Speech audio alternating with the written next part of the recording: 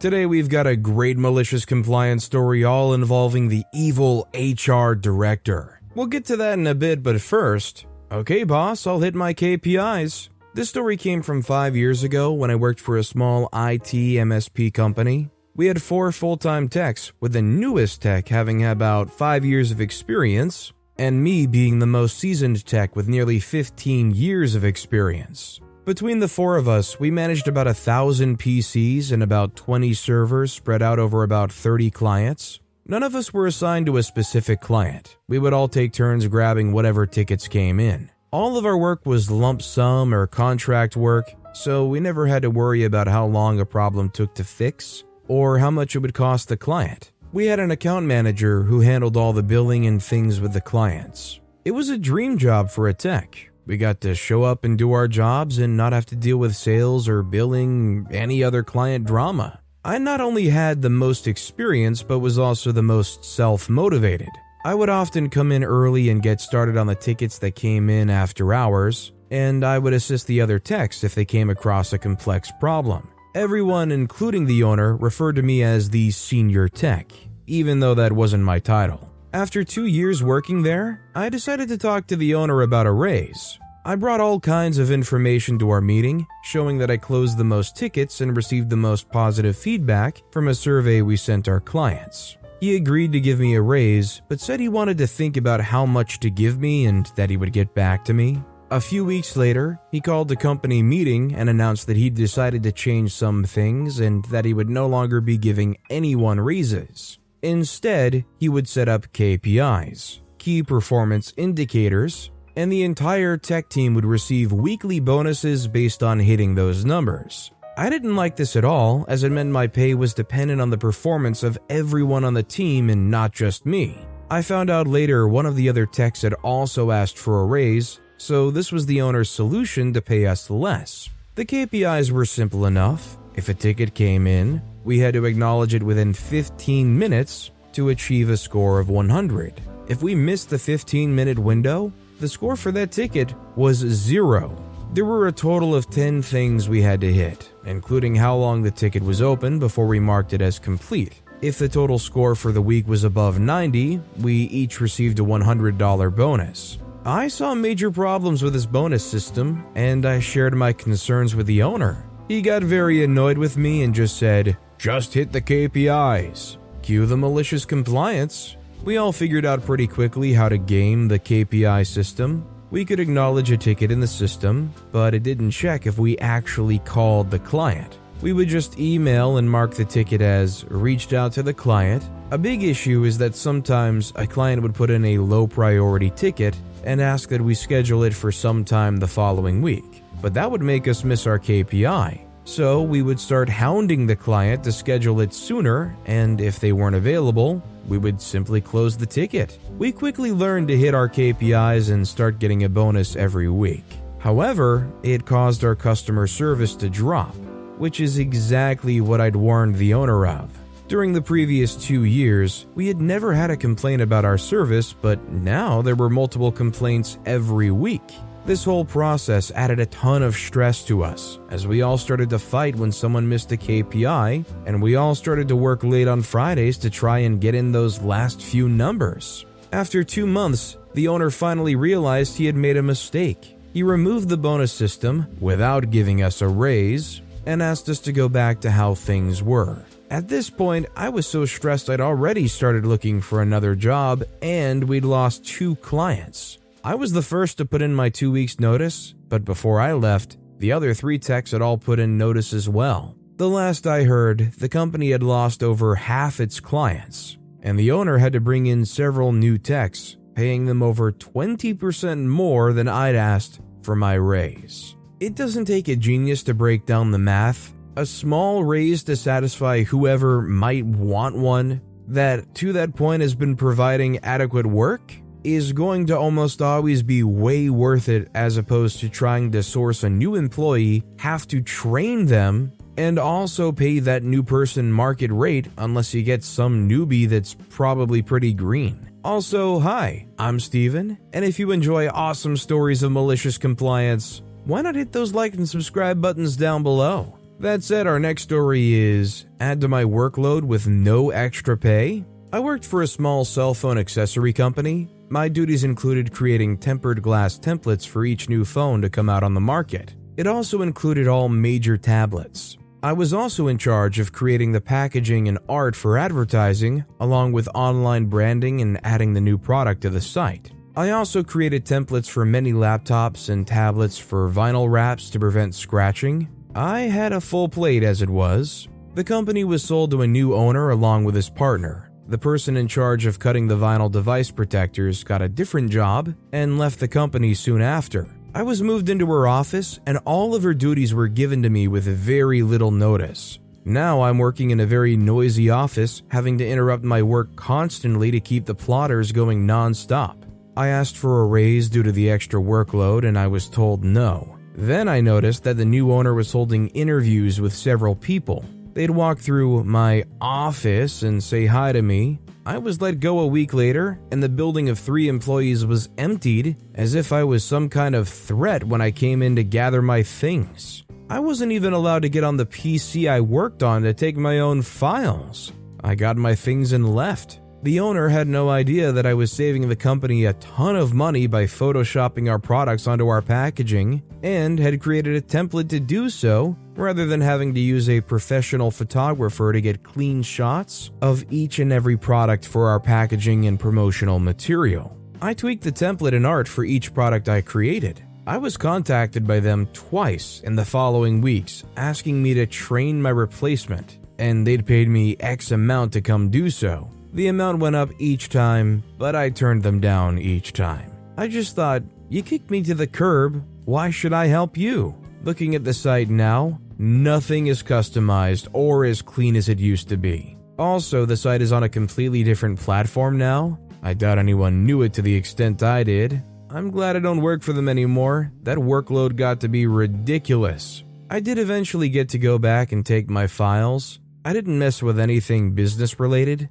I just wasn't going to train someone to do something I developed when I was treated so poorly. This is great because a lot of companies might try to argue, oh, this work that you created or this process that you created belongs to the company because you did it for the company on the company's computers and whatnot, but it means nothing when they themselves don't know how to use it or do it. It's like their employee invented Greek fire, they fired them, and then realized, wait, we don't actually know how to make that Greek fire. Our next story is, can't take lunch because of training? I don't think so. In my mid-20s, I worked for a multinational accounting firm. I, female, have always had a real firm policy for standing up when something doesn't sound right, irrelevant if it puts me in an awkward position. This story is how I maliciously complied and in turn made my director learn a lesson I hope she won't forget. We'll call her Karen, not her real name. Background on Karen, when she joined the team, we all liked her. She made great changes and we all got on well with her, but the moment she was promoted to director and had direct reporting to the partner,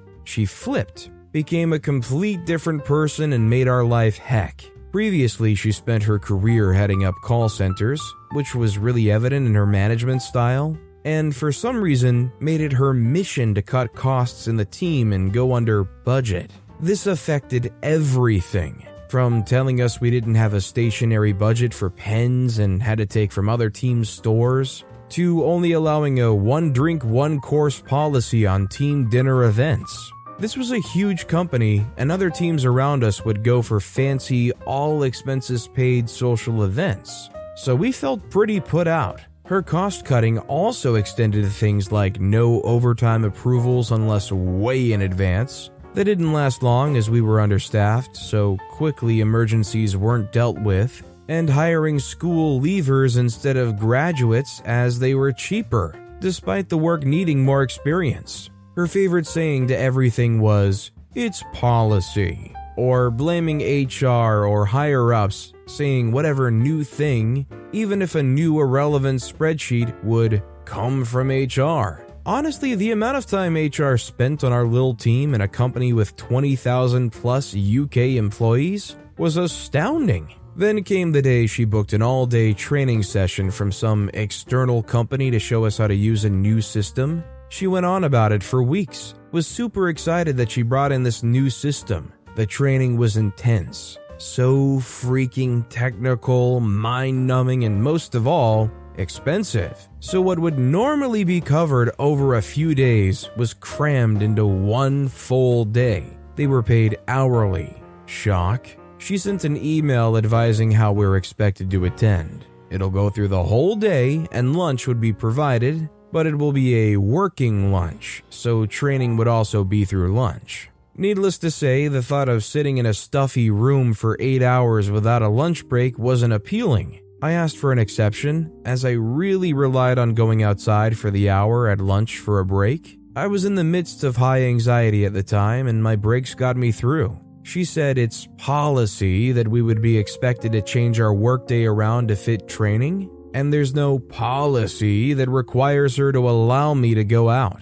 If I had an issue, I should check the HR manual. I think until now, this statement usually worked for her, as no one ever really checked. I went one better. I went to HR. Cue malicious compliance. Using the effective wording of, "for my mental health and well-being," HR replied and of course disagreed, as UK law mandates training as work, and an 8-hour day requires at least a 1-hour break, which I'm allowed to choose what I do with. They CC'd Karen. Karen backed down but verbally told me it was an exception for me and did not share with the rest of the team. Of course I didn't comply, she was breaking the law. So I showed the email chain to everyone as they were complaining about the same thing. So me and the rest of the team came up with a little plan. Sandwiches were delivered, budget sandwiches of course, from the supermarket down the road, instead of our slightly more expensive internal catering team who caters for this exact type of thing for our 10-floor building. I stood up and announced I was going on lunch and would be back in an hour. Cue the rest of the team, all 12, standing up after me. Karen goes, "Where are you all going?" To which someone replied, "I understand HR said that we were allowed to leave the room for the hour for lunch." The look on her face, she knew she was stuck. She couldn't say anything. We left her in there alone with the 2 trainers who seemed to guess something was up. I've never felt more satisfied in my life. We all had a good laugh about it outside. I think I even did a happy dance. She also knew she couldn't complain to me about it, as that would highlight her breaking the rules. I felt like I was walking on air all day. After this, there was much less blaming of HR, and generally she was a little skittish around me because she knew I didn't take her crap and would call her out. A second training session had to be booked, since the training session would never have worked in one day. There were lots of moans and groans about how expensive the extra training session costs, of course. I left a couple of months afterwards, and so did pretty much the rest of my team, replaced by school leavers, of course. But I'm very glad I complied. I believe Karen still works there, but for a much smaller team. Honestly, I'm impressed that OP went to HR and told them about how she's breaking the law here. And HR just basically said, "Nah, you can do whatever you want for the hour." And that was it. She didn't get in more trouble for breaking the law with 12 employees. She didn't get reprimanded from HR. Our next story is Tales of the Evil HR Director. Long ago, I worked as a trade show director in high tech. The position required about 600 square feet for trade show stuff storage, a network testing bench, etc. The HR guy, who we'll call Jerk because that was his nature, was a thoroughly awful person, almost universally hated. Gave me a really hard time on allocating this space. When we moved into an entire office floor at only about 30% capacity, I quietly found a remote office literally 200 feet from the nearest occupied office to stash all the stuff. A couple of weeks later, he found it and told me to move it because he needed this space. 200 feet from anyone else. This hide and seek occurred 3 times in all, with the last instance containing the payback. I was literally an hour away from taking a plane to go on the road for a month, and my paid intern was on his last day when Dan came up and said he needed us to move all the gear from where he'd now discovered it. There followed a quite spirited conversation which ended in, "Wherever I put it, you tell me to move it." Okay. You tell me where to put it all, Mr. Jerk. "I don't care where you put it, just get it out of here." Whereupon he flounced off to lunch with a very smug look on his face. I turned to my intern and said, "Sorry, I got a plane to catch. Gonna have to drop this one on you." They said, "No problem. Where do you want me to put it all?" I said, "Put it in his office, and then take the rest of the day off." I got on a plane, the intern a half day off, and Jerk was greeted post-lunch by an enormous, narrow canyon of stacked boxes, flight cases, and containers, all leading to his desk. This is beautiful, and this guy clearly deserved every bit of it. You can't help but hate people who go out of their way to be jerks just because it gets them some kind of, honestly, pleasure from it. Like, you could tell this guy was like, "You gotta move it out of there." Almost giddy to themselves that they could force you to have to do some more manual labor for no reason at all. "So you want us to adhere to the company hierarchy?" "Sure." So I work as a mechanic in a sewage treatment plant. It's a very laid-back job. In fact, 3 out of the 8 hours was spent not working. I know that it sounds like we were a bunch of freeloaders, but it's just because the tasks we perform are simple, and we do our best to do them ASAP. Anyway, the hierarchy in our plant is quite complicated, but the most important thing is that as a part of the mechanical department, our only supervisor on site is our master. At least I think that's the English translation. Both plant manager and plant master are not our supervisors, yet they, as well as other workers, asked us to carry out some jobs for them, which we gladly agreed to do, even despite most of them being out of our range of duty. You know, welding racks back together, installing a new faucet, etc. Most of the time we weren't doing anything else anyway, but sometimes we were preoccupied with our own tasks. Still, the plant master always told us that his tasks were more important and to just leave what we were doing for some other day. Due to this, many of our old tasks were left for another day, which, because of constant requests, were left sitting for months. Still, it was always his jobs that had the priority. Now is the right time to address the tense situation we had with the plant master. He's best buddies with the manager, usually blaming all of the shortcoming of his team on us. Stuff like something not being cleaned, stuff that's not a mechanical failure, stuff that's simply not important enough, or stuff that's beyond our competencies and should be taken care of by a specialist company. He also had this very annoying habit of rummaging through our tools, taking parts and using our machinery without asking. It's very annoying, but whatever. It's important to keep good relationship and work. But then he dropped the bomb. He had the list of all our old tasks that were left unfinished. The list wasn't that long, by the way, about 8 things, 3 of which were outside of our competencies, and said that our manager and CEO will be waiting in the conference room to give us a lecture and to take away our bonuses. The meeting went very roughly. It started with the CEO saying, "You can say goodbye to your bonus this month," then proceeded to give us a lecture about the importance of our tasks. Then he kept blabbering about us threatening our master, plant master being the only supposed witness, etc., etc. When the CEO was talking about possible solutions, the plant master did the worst calculation of his life.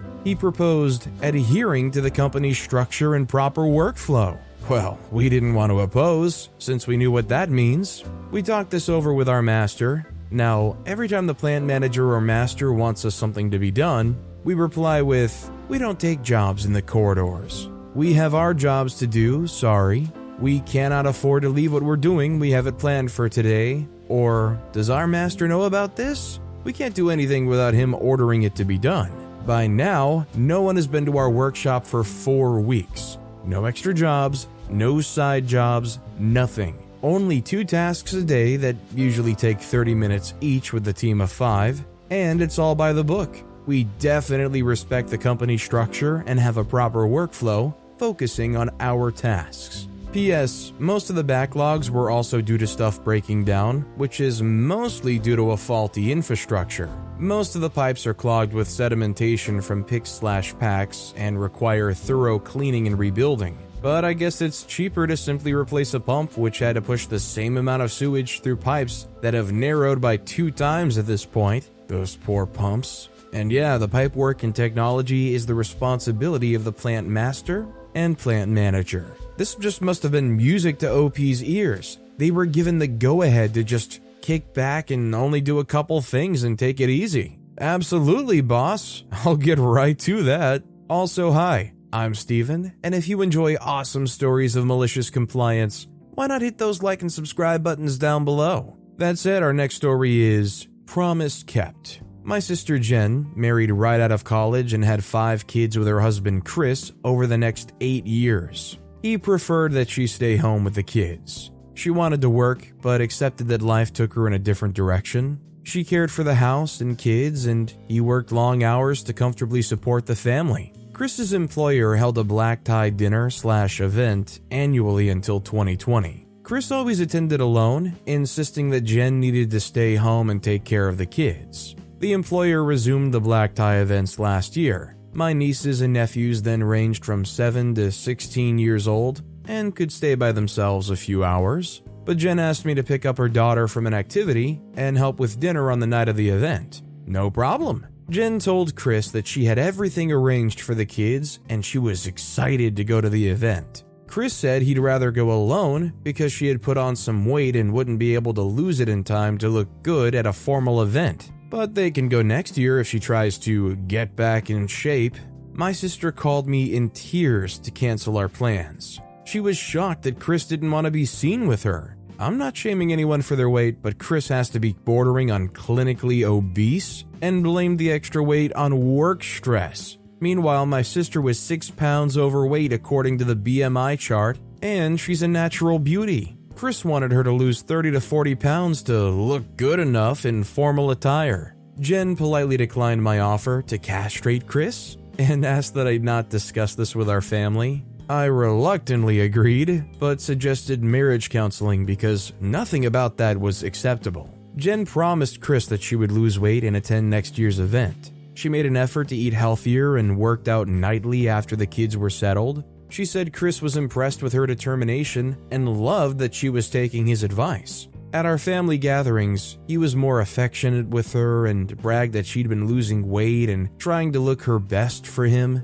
I bit my tongue so hard I tasted blood. About 6 months later, the same week that Jen had reached her personal weight loss goal, she took her kids to our parents' house and quietly filed for divorce. I later found out that Chris had refused to entertain even a conversation about marriage counseling, berated Jen in front of the kids, accused her of having affairs in the limited alone time she had to run errands for the family or get a haircut, and privately and publicly often joked that she was stuck with him because no one else would want an unskilled, unemployed 40-something mother of 5. Apparently, his demand of weight loss was the straw that broke the camel's back. Jen is now employed at a job she enjoys and spends tons of quality time with her kids. Chris sees them about 1 weekend a month because his work is too demanding to take care of the younger kids alone more frequently. The older 2 don't go to his house anymore because they say he leaves them to care for their younger siblings.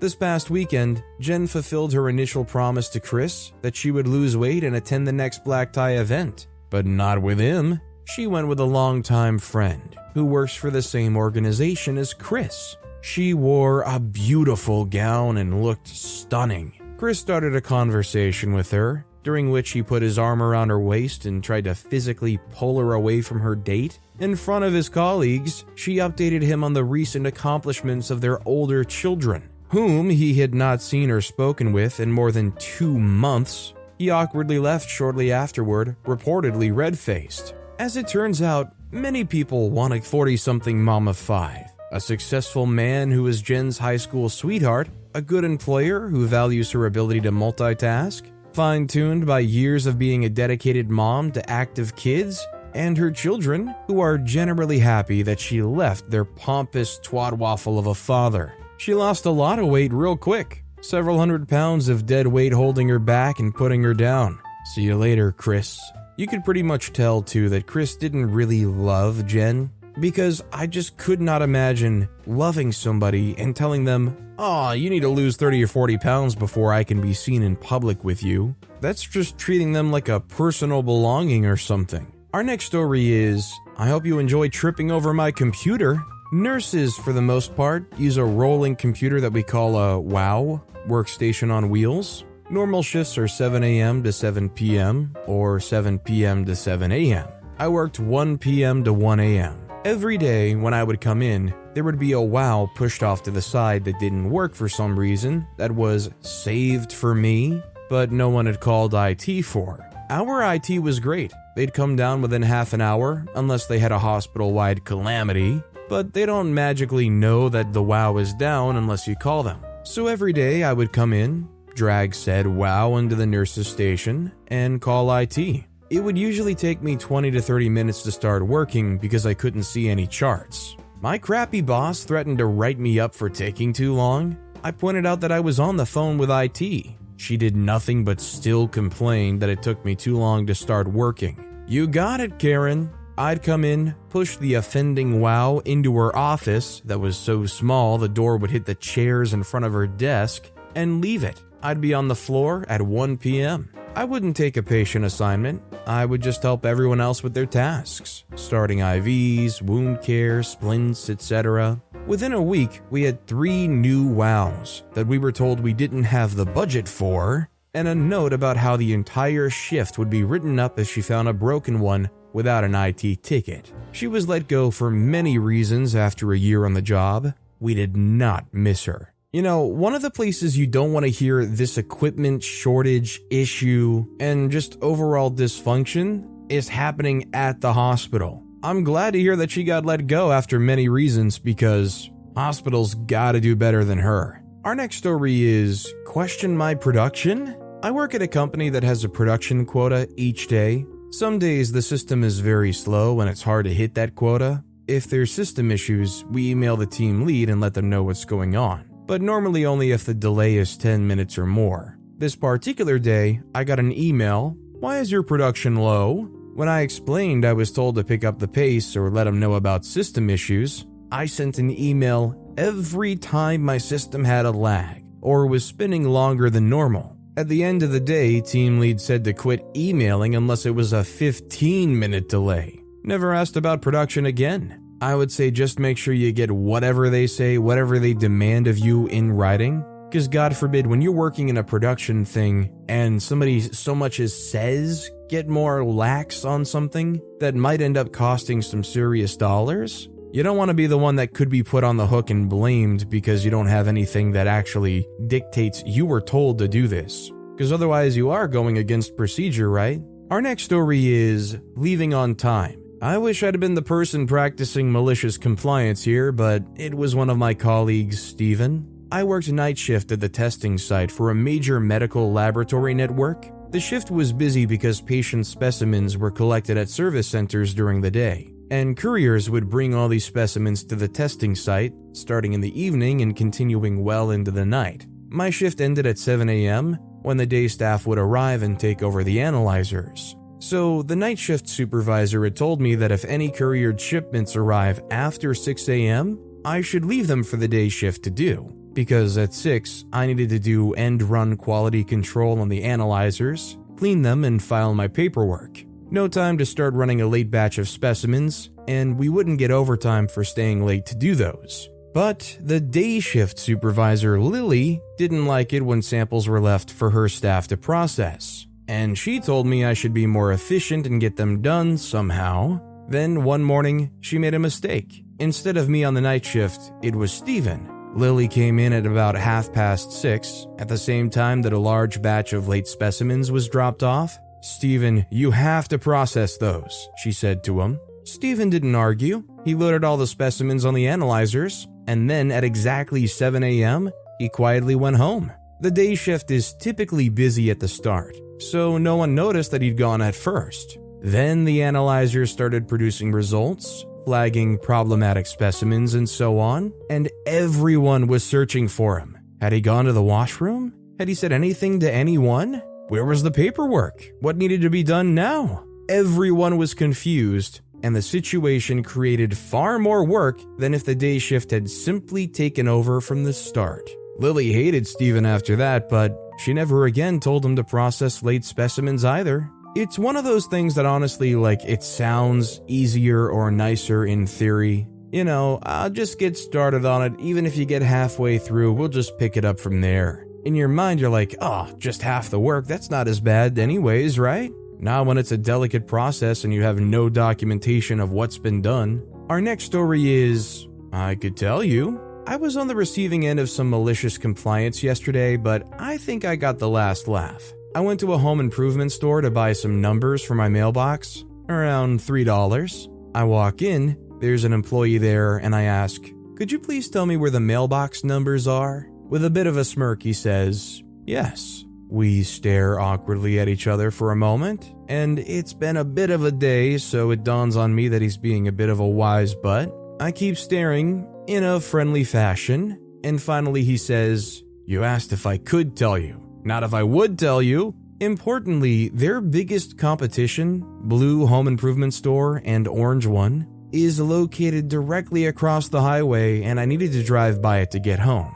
So I turn around and exit. Guy goes, where are you going? I said, across the street. Yeah, see, I'm usually not a very outgoing person, but I mean, I would probably tolerate this joke, but it would also be incredibly awkward. It's like, for some people, they're like, did you want me to, like, I don't know, fake laugh and reiterate, okay, can you help me now? Oh, that's a good one. Where are the numbers for the mailbox? Thank you. But with that being said, that's all the time we have for today. Now, if you want to hear another awesome malicious compliance story, check out that video on the left. Or if you missed my latest video, check out that video on the right. That said, I'll see you all next time with some more stories.